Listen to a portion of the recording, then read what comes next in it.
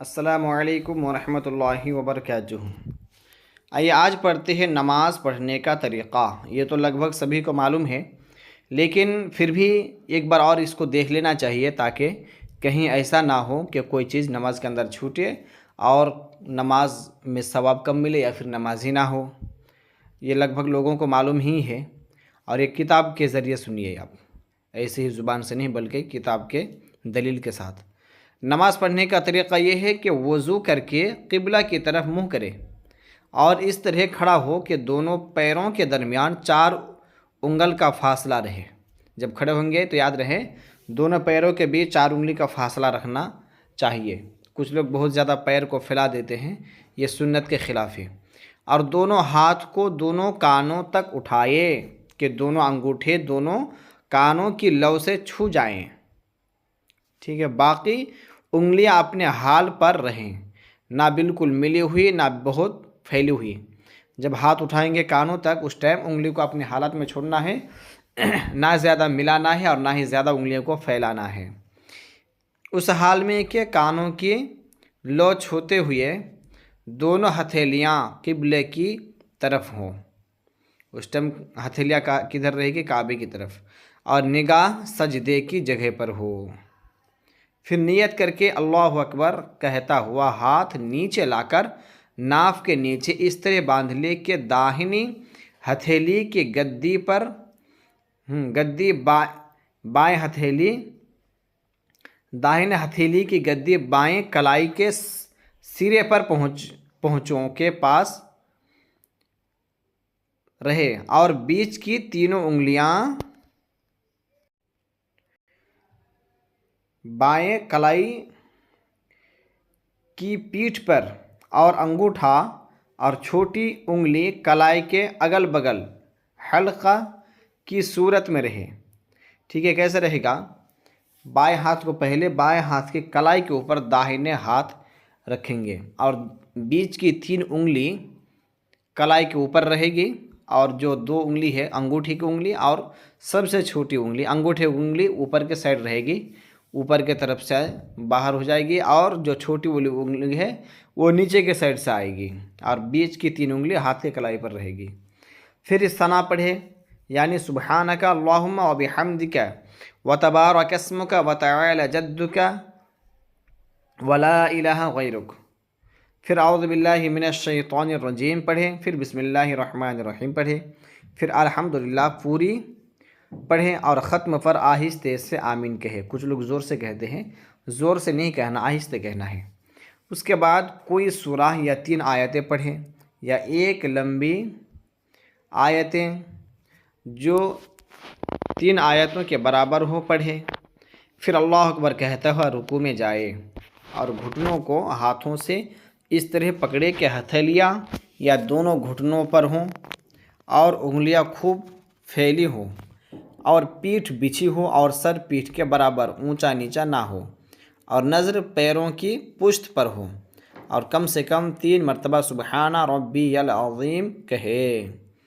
سجدے میں جب رکوع میں جائیں گے، رکوع میں جانے کے حالات میں کچھ لوگ سر کو بہت زیادہ نیچے جھکا لیتے ہیں، یہ بھی نہیں، اور اٹھا کے رکھیں گے، یہ بھی نہیں، بلکہ پیٹھ اور سر دونوں برابر رہے گا، ٹھیک ہے، اور نظر بالکل پیر پہ رہے گی۔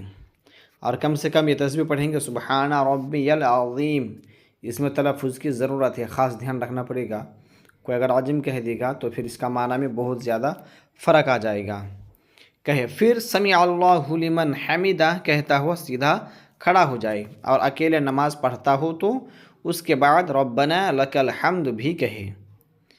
اور دوسری کتاب میں دوسرا بھی اللہم ربنا ولک الحمد بھی ہے نا، تو اللہم ربنا ولک الحمد کہنا اور بھی زیادہ بہتر ہے۔ اور دونوں ہاتھ لٹکائے رہے، ہاتھوں کو باندھے نہیں۔ پھر اللہ اکبر کہہ کر سجدے میں جائے، اس طرح کہ پہلے گھٹنے زمین پر رکھے، ہے نا۔ سجدے میں کیسے جانا غور سے دیکھنا ہے۔ پھر دونوں ہاتھوں کے درمیان سر رکھے، اس طرح پر کہ پہلے ناک زمین پر رکھے، پھر ماتھا اور ناک کی ہڈی کو دبا کر زمین پر جمائے، اور نظر ناک کی طرف رہے، اور بازوؤں کو کروٹوں سے اور پیٹ کو رانوں سے اور رانوں کو پنڈلیوں سے جدا رکھیں، اور پاؤں کی سب انگلیوں کو قبلہ کی طرف رکھے، اس طرح کہ انگلیوں کا پیٹ زمین پر جمع رہے اور ہتھیلیاں بچھی ہوں اور انگلیاں قبلے کی طرف ہوں، اور کم سے کم 3 بار سبحان ربی الاعلیٰ کہے۔ پھر سر اٹھائے، اسی طرح کے پہلے ماتھا، پھر ناک، پھر منہ، پھر ہاتھ، اور داہنا قدم کھڑا کر کے اس کی انگلیاں قبلہ رخ کر کے اور بایاں قدم بچھا کر اس پر خوب سیدھا بیٹھ جائے۔ یہ تھا سجدہ کا طریقہ۔ سجدے میں جاتے وقت عموماً ایسا بھی کرتا ہے کہ پہلے ہی ہاتھ لے کے زمین پہ لگا دیتا ہے، ایسا نہیں، بلکہ پہلے گھٹنا لگائے، پھر اس کے بعد ہاتھ رکھے، پھر ناک رکھے، پھر اس کے بعد پیشانی، ٹھیک ہے۔ اور جب سجدے سے اٹھیں گے تو اسی کا برعکس، اس کا ریورس کرنا ہے، پہلے پیشانی، پھر ناک، ہے نا۔ جب پورا سر اٹھ گیا تو پھر ہاتھ اٹھا کے اس کے بعد پھر گھٹنے پر رکھنا ہے۔ یہ سجدے کا طریقہ تھا۔ اور ہتھیلیاں بچھا کر رانوں پر گھٹنوں کے پاس رکھے، اور سجدے کی حالت میں بھی پیر کی 10 انگلی کو مڑ کر قبلہ کی طرف رکھنا پڑے گا۔ اس میں سے ایک انگلی جو موٹی انگلی ہے نا، وہ انگلی کو مڑ کے رکھنا تو شرط ہے، باقی یہ جو 3 انگلی ہے یہ تو کیا ہے، واجب ہے، اور جو چھوٹی والی انگلی ہے اس کو مڑ کے رکھنا سنت ہے۔ تو تمام انگلیوں کو موڑ کے رکھنا پڑے گا۔ کچھ لوگ پیروں کو بالکل اٹھا لیتے ہیں، ایسا اگر کوئی پڑھے گا تو اس کی نماز نہیں ہوگی۔ اور اس پر خوب سیدھا بیٹھ جائے اور ہتھیلیاں بچھا کر رانوں پر گھٹنوں کے پاس رکھے، اس طور پر کہ دونوں ہاتھوں کی انگلیاں قبلہ رخ ہو اور انگلیوں کا سرا گھٹنوں کے پاس ہو۔ پھر ذرا ٹھہر کر اللہ اکبر کہتا ہوا دوسرا سجدہ کرے۔ جب دونوں سجدے کے بیچ میں جو بیٹھنا رہتا ہے، جب اس ٹائم بیٹھیں گے تو اس وقت ہاتھ کو گھٹنے پر رکھنا پڑے گا، اور پوری انگلیوں کو سامنے جھلانا نہیں ہے، بلکہ گھٹنے کے پاس رہے گا اور ہاتھ رانوں پر رہے گا، اور انگلیوں کو اپنے حالت میں چھوڑنا ہے، نہ ہی زیادہ پھیلانی ہے اور نہ ہی زیادہ ملا کے رکھنی ہے، جو نارملی میں جیسے رکھا جاتا ہے ویسے ہی رہے گی۔ یہ سجدہ بھی پہلے کی طرح کرے۔ پھر سر اٹھائے اور دونوں ہاتھوں کو دونوں گھٹنوں پر رکھ کر پنجوں کے بل کھڑا ہو جائے۔ اٹھتے وقت بلا عذر ہاتھ زمین پر نہ ٹیکے۔ جب اٹھیں گے سجدے سے، جب پھر قیام میں جائیں گے تو اس ٹائم بلا وجہ ہاتھ جو ہے زمین پر نہ لگائے، بلکہ پنجوں کے بل اٹھنا چاہیے۔ یہ ایک رکعت پوری ہو گئی۔ اب پھر بسم اللہ الرحمن الرحیم پڑھ کر الحمد پوری پڑھے اور کوئی سورہ پڑھے، اور پہلے کی طرح رکوع اور سجدہ کرے۔ پھر جب سجدہ سے سر اٹھائے تو داہنا قدم کھڑا کر کے بایاں قدم بچھا کر بیٹھ جائے، اور یہ پڑھے التحیات للہ والصلوات والطیبات السلام علیک ایھا النبی ورحمۃ اللہ وبرکاتہ، السلام علینا وعلی عباد اللہ الصالحین، اشہد ان لا الہ الا اللہ واشہد ان محمدا عبدہ ورسولہ۔ یہ تشہد، اس کو تشہد کہتے ہیں۔ جب اشہد اللہ کے قریب پہنچے تو داہنے ہاتھ کی بیچ کی انگلی کو ہتھیلی سے ملا دے، بیچ کی جو انگلی ہے وہ ہتھیلی سے ملائیں گے، اور لفظ لا پر کلمے کی انگلی اٹھائے مگر ادھر ادھر نہ ہلائے۔ کچھ لوگ ہلانا نہیں ہے، بلکہ سیدھی انگلی کھڑی کرنی ہے، اور اللہ پر گرا دے۔ اسی طرح سب انگلیاں فوراً سیدھی کریں۔ جیسے انگلی گرا دی ہے تو پھر پورے ہاتھ کو، پوری انگلیاں کو سیدھے کر دینی ہے۔ اب اگر 2 سے زیادہ رکعتیں پڑھنی ہے تو اٹھ کھڑا ہو اور اسی طرح پڑھے، مگر فرض کی ان رکعتوں میں الحمد کے ساتھ سورت ملانا ضروری نہیں، یعنی پہلے کے 2 رکعت میں سورت تو ملانا ضروری ہے، اور جو آخر کی 2 رکعت ہے فرض نماز کی، اس میں سورت ملانے کی ضرورت نہیں ہے۔ لیکن اگر کوئی پڑھ دے تو ایسا بھی نہیں کہ منع ہے، پڑھ سکتا ہے، بلکہ مستحب ہے، پڑھنا چاہیے، واجب نہیں ہے سورت ملانا۔ اب پچھلا قاعدہ، جس کے بعد نماز ختم کرے گا اس میں تشہد کے بعد درود شریف پڑھنی ہے، یعنی یہ 2 رکعت کے بعد اگر 4 رکعت نماز پڑھیں گے تو پھر باقی 2 رکعت پوری کریں گے، اور 2 رکعت پوری کریں گے کس طرح؟ ابھی جیسے کہ 1 رکعت کے بارے میں بتایا گیا کہ کیسے سجدہ کرنا، کیسے رکوع میں جانا ہے نا، رکوع سے کیسے اٹھنا، اسی طرح وہ رکعتیں بھی پوری کر لیں گے۔ پھر جب قعدہ یا آخرہ میں بیٹھیں گے تشہد کے بعد پھر درود شریف پڑھنی ہے۔ درود شریف کیا ہے؟ درود ابراہیم بھی اس کو کہتے ہیں۔ اللہم صلی علی سیدنا محمد وعلى آل سيدنا محمد كما صليت على سيدنا إبراهيم وعلى آل سيدنا إبراهيم إنك حميد مجيد اللهم بارك على سيدنا محمد وعلى آل سيدنا محمد كما باركت على سيدنا إبراهيم وعلى آل سيدنا إبراهيم إنك حميد مجيد. یہ درود ابراہیم ہے، اسے پڑھنی ہے. اس کے بعد پھر دعائے معصورہ پڑھنی ہے. پھر پڑھے اللہم اغفر لی ولوالدی ولمن توالد ولجمیع